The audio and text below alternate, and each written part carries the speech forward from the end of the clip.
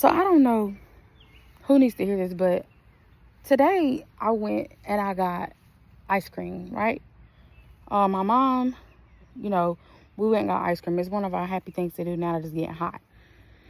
And she was talking to my grandmother about how her name is Phyllis, and she feels like her mother named her Phyllis because she feels less, and, you know, she was tired of having kids or something like that when she was having her. So that's her perspective about her name.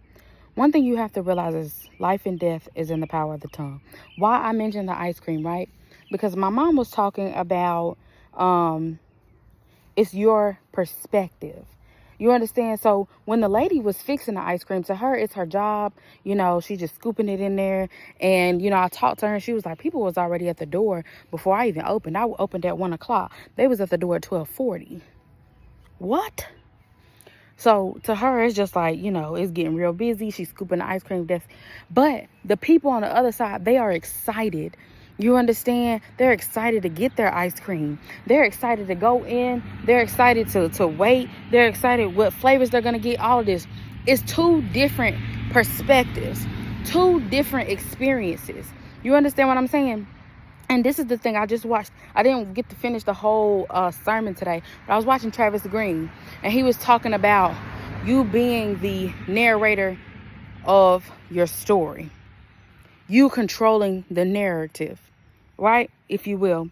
So he was saying, you know, when it comes down to it, you can sit here and say, hey, so for me, I was in a toxic relationship, and you could just take this however you will.